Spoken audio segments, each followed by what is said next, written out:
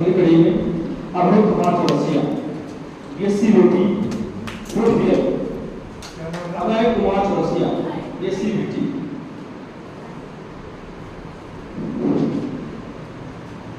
सर्वप्रथम नाम विद्यार्थी के चरण में प्रणाम निवेदित करता हूँ।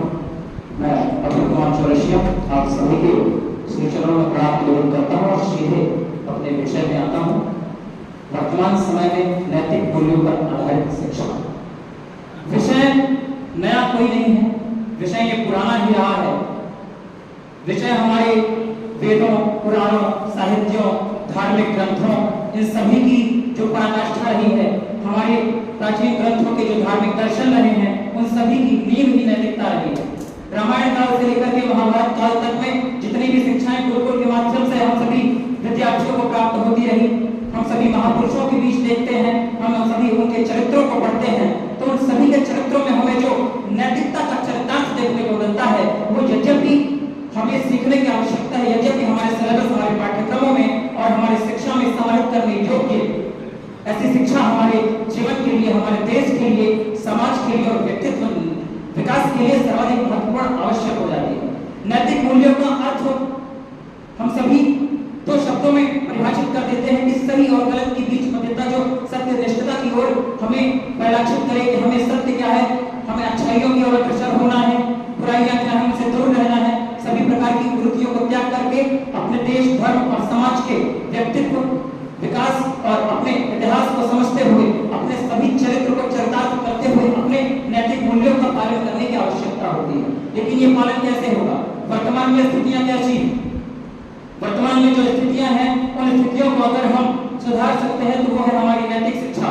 जहां हमारे घरों की स्थिति क्या है आज, जिस प्रकार से एक उदाहरण देना चाहूंगा कुछ पंक्तियों के माध्यम से कि जिस प्रकार शुगर पेशेंट की मिठाई से नहीं बनती, एक बकरे की कसाई से नहीं बनती, फेसबुक और व्हाट्सएप में हजारों हजार दोस्त हैं मगर घर में सगे भाई की भाई से नहीं बनती, तो ऐसी स्थितियां हैं। तो हमें ऐसे श्री रामचरितमानस से ये उदाहरण लेने की आवश्यकता है, ये सीखने की आवश्यकता है कि एक भाई किस प्रकार से अपने नैतिक मूल्यों, अपने आदर्शों को स्थापित करने के लिए एक भाई बंधन भटकने के लिए तैयार हो जाता है और एक भाई खड़ा रख करके अयोध्या के राज सिंहासन पे राज करने के लिए तैयार हो जाता है। तो ऐसी नैतिक शिक्षाओं और धार्मिक शिक्षाओं की और हमारे जो प्राचीन परंपराएं रही हैं, ये यद्यपि सर्वश्रेष्ठ रही हैं, लेकिन हम आधुनिक स्तर पर आधुनिक शिक्षा के प्रकोप में यदि हम इन्हें भूलते जा रहे हैं, तो यद्यपि हम अपने नाश की ओर बढ़ रहे हैं।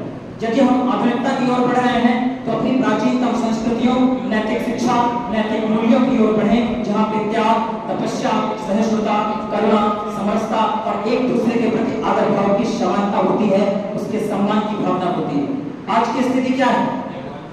आज एक पिता पुत्र के मध्य कितने मतभेद होते हैं, घरों की स्थिति क्या है? तो ये स्थितियां हमारे नैतिक शिक्षा के अभाव के कारण उत्पन्न हुई हैं। यदि हम अपनी नैतिक शिक्षा को अपनी वास्तविक शिक्षा से जोड़ें, आज के दृष्टि से अगर हम बात करें तो हमारे महाविद्यालयों में क्या स्थितियां हैं?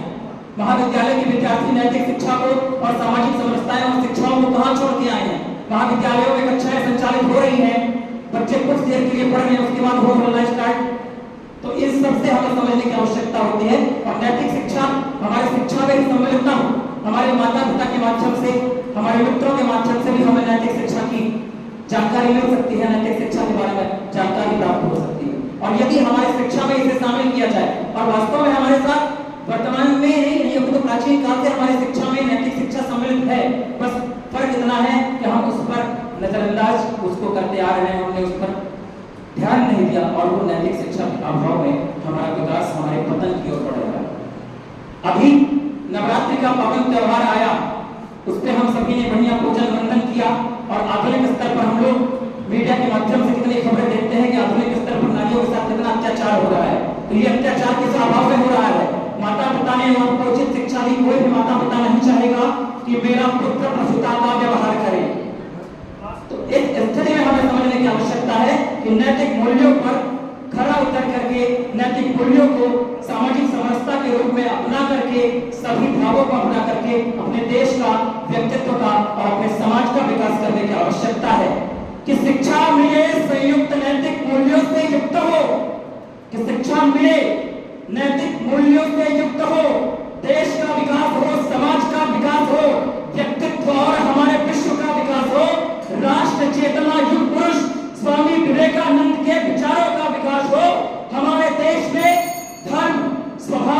नैतिकता, धार्मिक एकता, संगठन और शक्ति का विकास हो।